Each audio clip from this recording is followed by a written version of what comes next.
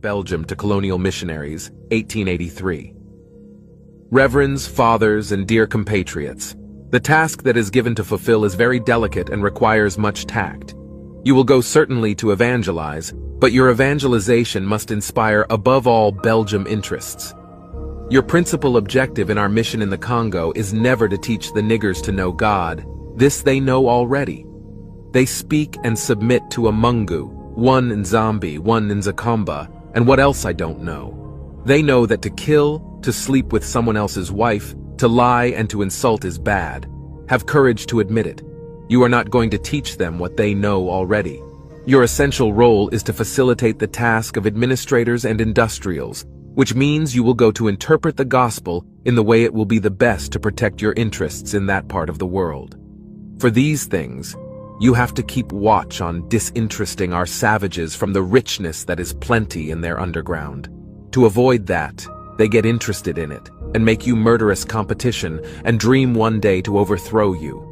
Your knowledge of the gospel will allow you to find texts ordering and encouraging your followers to love poverty, like, happier are the poor because they will inherit the heaven, and it's very difficult for the rich to enter the kingdom of God.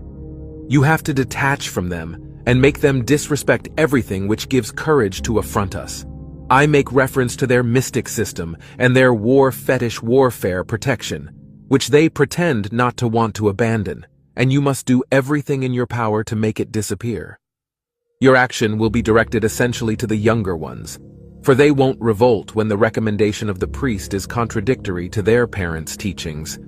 The children have to learn to obey what the missionary recommends, who is the father of their soul. You must singularly insist on their total submission and obedience. Avoid developing the spirit in the schools. Teach students to read and not to reason. There, dear patriots, are some of the principles that you must apply. You will find many other books which will be given to you at the end of this conference. Evangelize the niggers so that they stay forever in submission to the white colonialists, so they never revolt against the restraints they are undergoing. Recite every day, "Happy are those who are weeping because the kingdom of God is for them." Convert always the blacks by using the whip.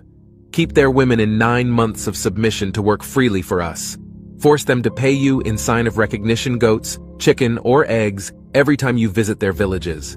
And make sure that niggers never become rich. Sing every day that it's impossible for the rich to enter heaven. Make them pay tax each week at Sunday Mass. Use the money supposed for the poor to build flourishing business centers.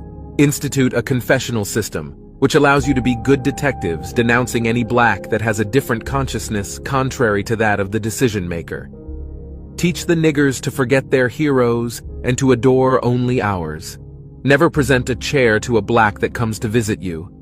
Don't give him more than 1 cigarette. Never invite him for dinner even if he gives you a chicken every time you arrive at his house.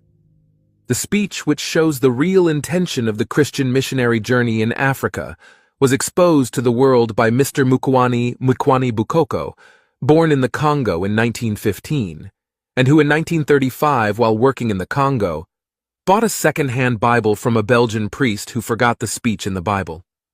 Dr. Chidozie Okoro,